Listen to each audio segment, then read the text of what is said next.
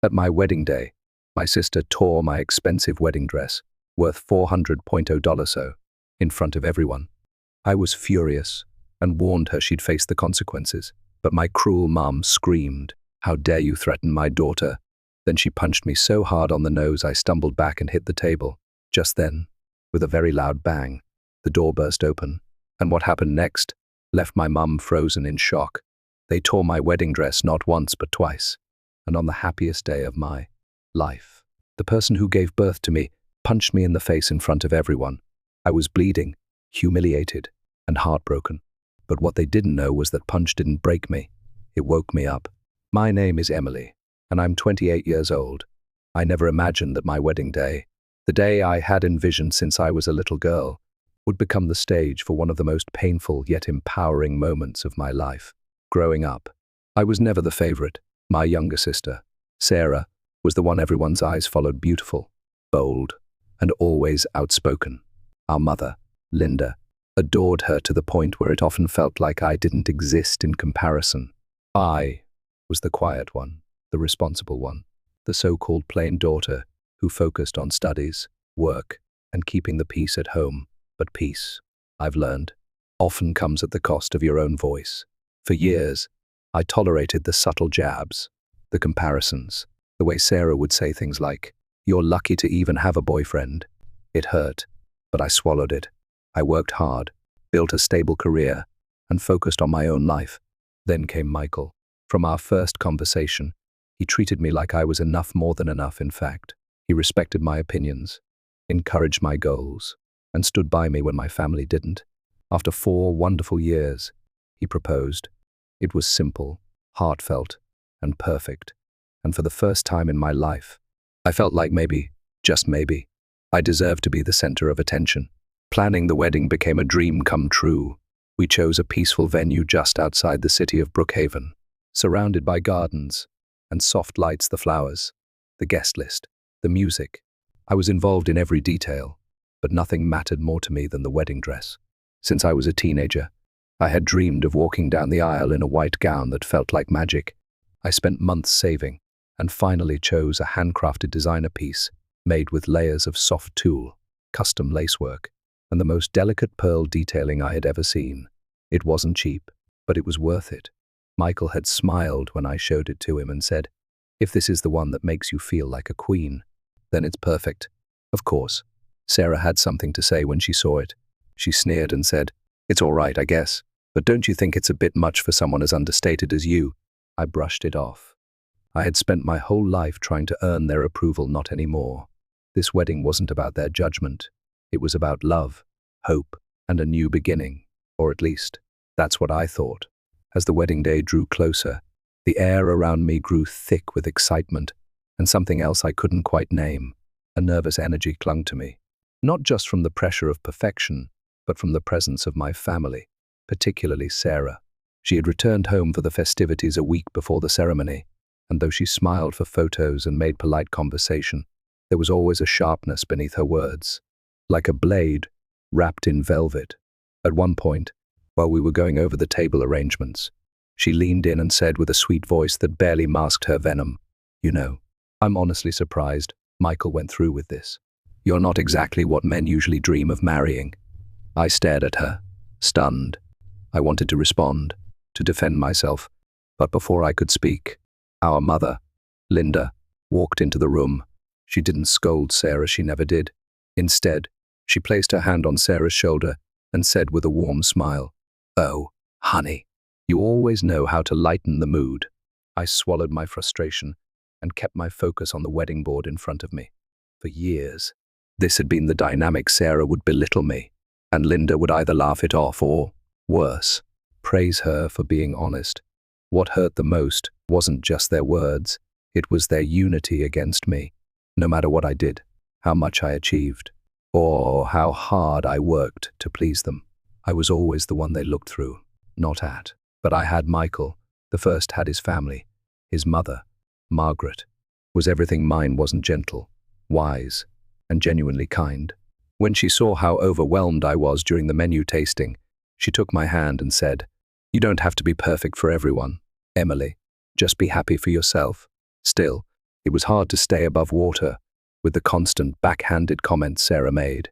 When Michael and I had our pre-wedding photo shoot at the cathedral, Sarah tagged along uninvited and hovered near the edge of every frame, making disapproving faces. I asked her gently to step aside. She laughed and said, "Relax. I'm just making sure your pictures aren't too boring." Later that evening, I caught her scrolling through photos of me in my wedding dress on her phone, zooming in and smirking. "You think this really suits you?" she muttered when she thought I wasn't listening.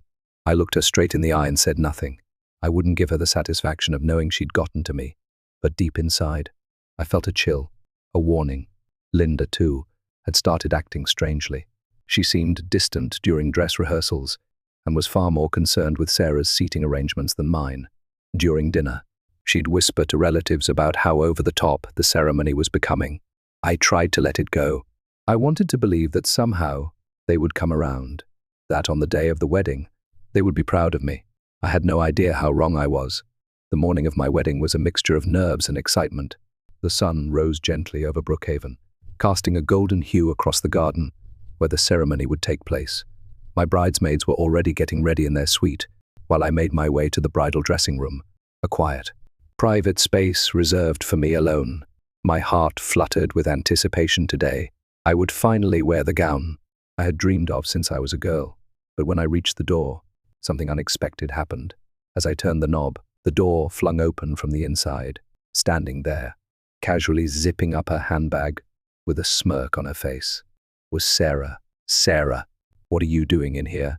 I asked, confused and instantly alert. She shrugged with feigned innocence. "Oh, I thought this was the restroom. Weird layout in this place." Her tone was light, almost mocking. I stepped past her, heart pounding. Something felt off. As she walked away, she added over her shoulder, "Kind of a shabby room, don't you think? But then again, it suits you." The moment I entered, the air was knocked out of me. My eyes locked onto the spot where my wedding dress had been hung with such care the day before. Now, it lay torn and ruined shredded silk, slashed in angry lines. I stumbled toward it, unable to breathe. The hand-embroidered pearls were scattered across the floor like fallen hope. I stood frozen. The room felt like it was closing in on me. A staff member from the venue poked her head in, then gasped, "Oh my God, what happened?" I don't know," I said, my voice trembling. "It was fine yesterday. Sarah, she just came out of here." The staff member's expression shifted. "She told us she was planning a surprise for you. She asked everyone to give her a few minutes alone." I didn't need more evidence. The truth had already wrapped itself around me, like ice. With shaking fingers, I pulled out my phone and called Sarah. "What now?" she answered casually. "You were in my dressing room." "You destroyed my dress," I said, my voice barely steady. "Are you still hung up on that thing?" "It looked awful anyway," she said, laughing bitterly. "Maybe this is divine punishment for your arrogance." "Why would you do that? What did I ever do to deserve this?" I asked, choking back tears. "What a hassle," she scoffed. "Do you have proof it was me? Go ahead, accuse me in front of everyone. See how that plays out." And then she hung up. I stood in silence, my fingers still clutching the phone. My dream, the symbol of my journey, my joy, my identity, had been taken from me by the person who shared my blood. I wanted to scream, to collapse. But just then, a soft knock came at the door. It was Margaret.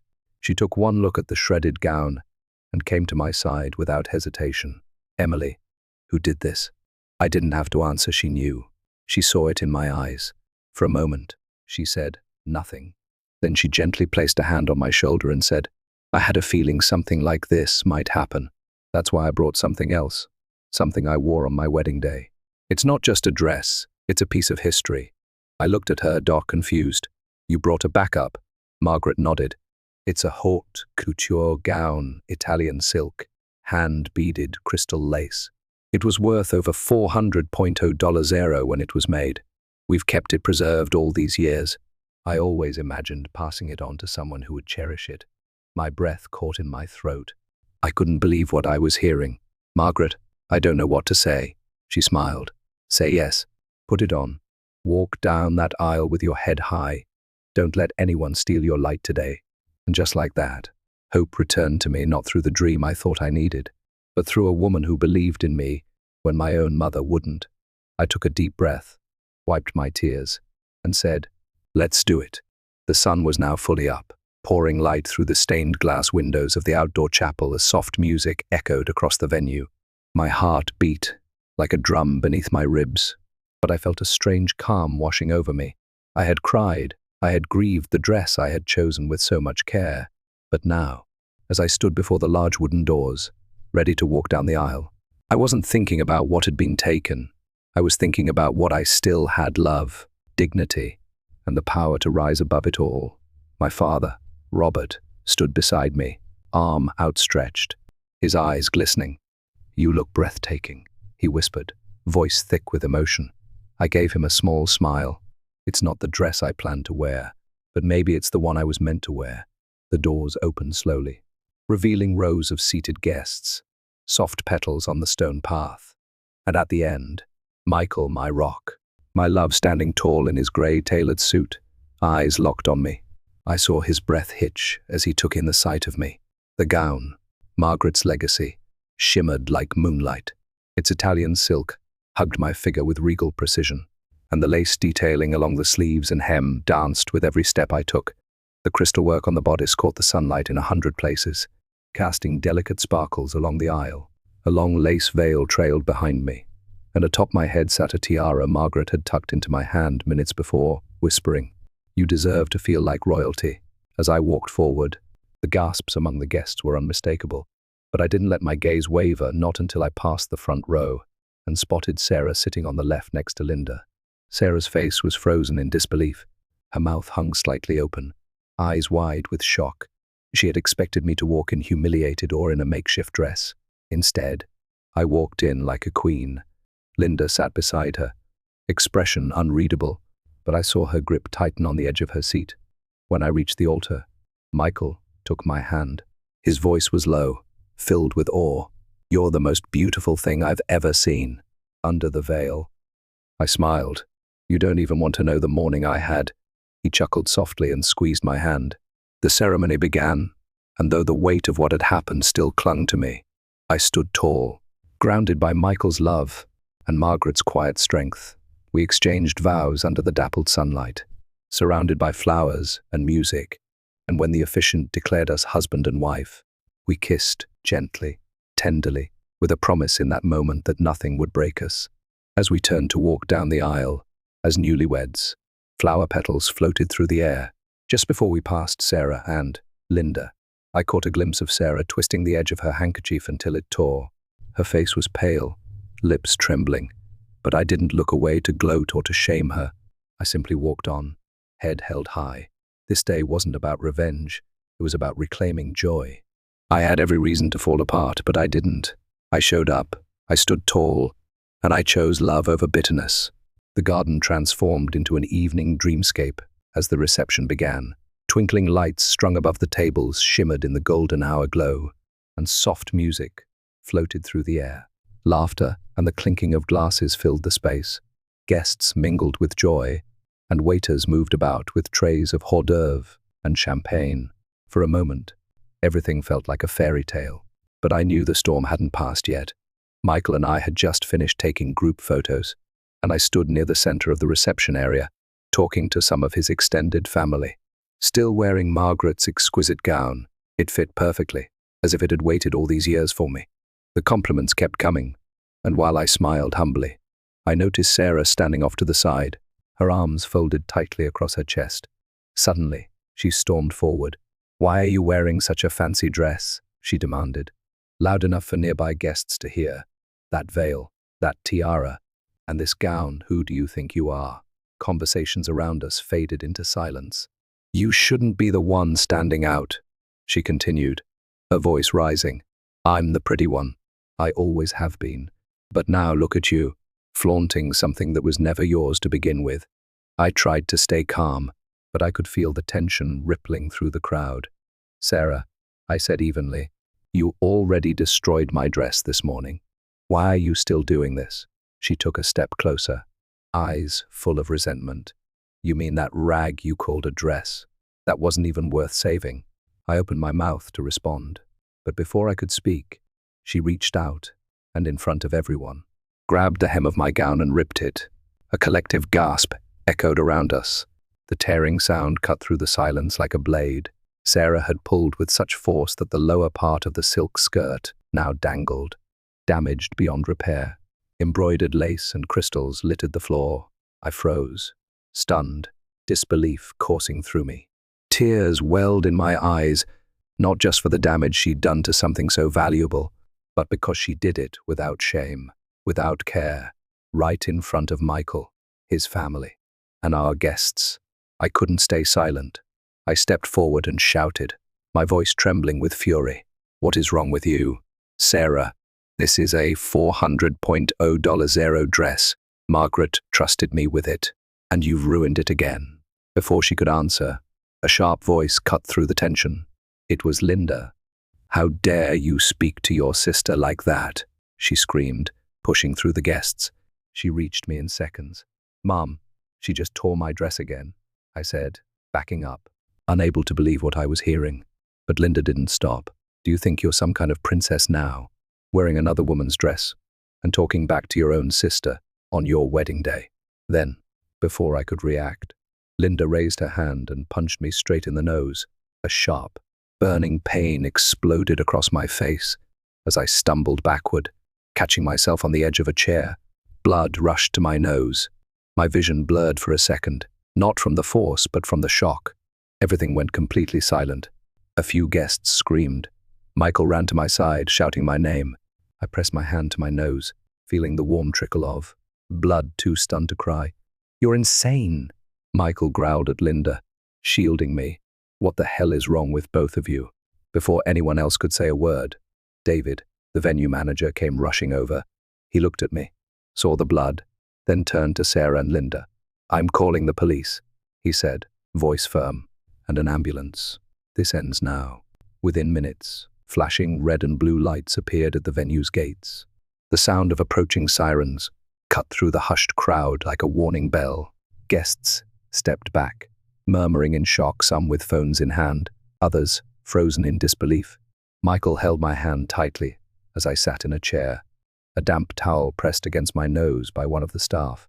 The bleeding had slowed, but the pain pulsed dully, not just from the impact, but from the betrayal. My own mother had struck me in public on my wedding day. 2 uniformed police officers and a pair of paramedics entered swiftly. David, the venue manager, met them and guided them toward me. The paramedics approached first, one kneeling beside me with calm professionalism. "We're going to check for swelling and make sure there's no fracture," he said gently, scanning my face with a small flashlight. "Do you feel dizzy?" I shook my head. "I'm okay, just sore. I don't want to go to the hospital. Please, just treat me here." He nodded in understanding and began cleaning the wound. Nearby, the officers were already separating Sarah and Linda from the guests. Sarah was fidgeting, her expression twisted in a mix of defiance and panic. Linda, on the other hand, looked proud, still riding the high of her assault, as though it were justified. "She provoked me," Linda shouted as one officer began questioning her. "She insulted her sister." David stepped forward firmly. "That woman," the mother punched the bride in the face. The other, the sister, ripped her wedding dress in front of everyone. "We have multiple eyewitnesses and venue surveillance." The second officer approached me with a notebook. "Ma'am, I'm very sorry you're going through this today. Would you like to press charges?" Michael squeezed my hand. I looked at the shredded fabric still clinging to my skirt, the blood on my veil, the disbelief in the eyes of the guests, and I nodded. "Yes, I'd like to file a formal complaint for assault and property damage. I have witnesses, and I want this recorded." The officers wasted no time. Sarah was the first to be handcuffed. "You can't be serious," she shrieked. "It was just a stupid dress. The dress she's referring to," Michael cut in, voice cold, "was worth over $400.00 so, and it wasn't even the first one she destroyed today." Linda was next. She tried to pull away, screaming, "You can't arrest me. I'm her mother." "Yes," I said, loud enough for everyone to hear, "and today you proved exactly what kind of mother you are." Gasps rose from the guests as the officers read them their rights. Cameras flashed. Several relatives whispered amongst themselves, Others looked visibly uncomfortable, but no one stepped in to defend them, not this time. As the squad car doors closed behind them and the flashing lights began to fade, I sat still, heart heavy but chest lifted. I had stood up for myself. I had spoken the truth, and for the first time, the world had listened. The paramedics finished cleaning my face. One of them handed me a mirror. My nose was red, slightly swollen, but not broken. I looked at my reflection and saw more than a bride in pain. I saw a woman who refused to be silenced again. Michael leaned in and kissed my forehead. "You're incredible. You know that." "I just did what I had to do," I whispered back. "They tore the dress, but not my dignity." The courtroom was quiet, except for the steady tapping of the judge's gavel and the soft shuffle of papers. It had been 6 weeks since the wedding, 6 weeks filled with statements, interviews, legal documents, and endless reflection. I hadn't returned to my family's house once since that day. I hadn't received an apology, either not from Linda, not from Sarah, and at this point, I didn't expect one. Michael stood beside me in court, his hand in mine, steady and grounding. Margaret sat behind us in the public gallery, her calm gaze locked forward, ever composed. She had accompanied me to every meeting with my lawyer, every pre-trial hearing, and every appointment to assess the value of the ruined dress. The prosecution laid out the case clearly: 2 charges against Sarah, intentional destruction of property and disorderly conduct. 1 major charge against Linda, aggravated assault in a public setting, with multiple eyewitnesses. And then, there was the matter of damages, the financial cost of the couture dress that Sarah had torn apart. Not once but twice, Margaret testified to the value of the gown, presenting professional documentation, proving it had originally been purchased for over $400 so, crafted with rare Italian silk and Swarovski crystal lacework. The surveillance footage from the venue, which David had wisely preserved, was submitted into evidence. It showed Sarah approaching me and ripping the dress. It showed Linda striking me in the face. The courtroom saw everything. Sarah tried to play the victim. Her lawyer claimed it was an emotional outburst, that she had felt overshadowed and acted in the heat of the moment. But the judge didn't buy it. Linda was worse. When asked if she regretted her actions, she doubled down. "She embarrassed our family," she said, pointing to me. "She needed to be taught respect." The judge leaned forward, eyes sharp. "Miss Linda, what you did wasn't discipline, it was assault, committed in public on your daughter's wedding day, and with no remorse, shown even now." When the verdict was read, I held my breath. Sarah was sentenced to 3 months in jail and ordered to pay full compensation for the destroyed gown, with structured installments, to begin immediately. The court placed a civil lien on her income until the debt was paid in full. Linda's sentence was harsher: 1 full year in prison with mandatory anger management classes and a court order prohibiting any direct contact with me unless approved in writing by the court. The gavel came down, and it was over. I let out a slow breath, not out of relief but resolution. It wasn't about revenge. It was about being heard, finally, after a lifetime of being silenced. Outside the courthouse, reporters hovered, hoping for a statement. I gave them only 1 line before walking away. They tore my dress, bruised my face, and tried to break my spirit. But all they really did was set me free. In the weeks that followed the sentencing, I found myself breathing differently, deeper, freer, as if the weight I had carried for years had finally been lifted. There were no more calls from my mother or sister, no manipulative messages, no guilt trips pretending to patch what was never whole to begin with. The silence was unfamiliar at first, but it was peaceful, and in that peace, I began to rebuild.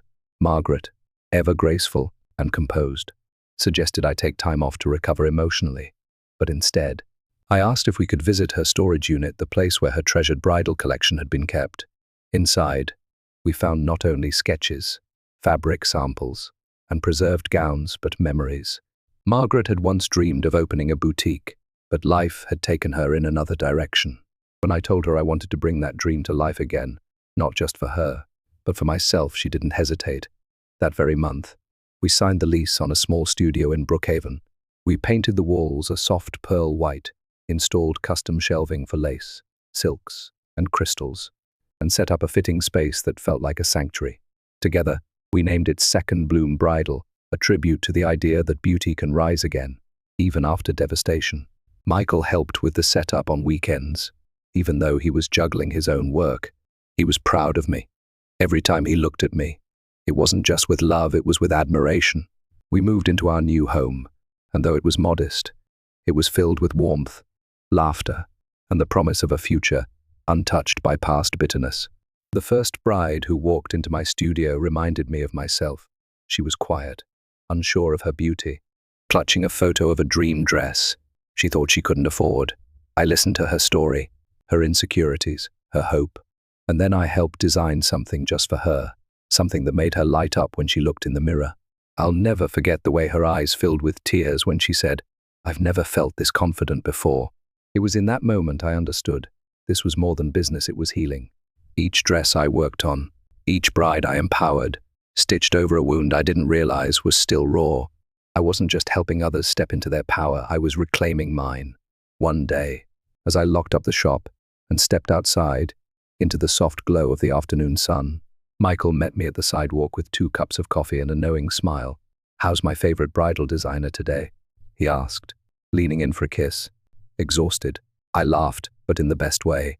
He handed me my cup, and as we walked home hand in hand, I looked up at the sky and felt truly, finally whole. It's strange how life folds in on itself.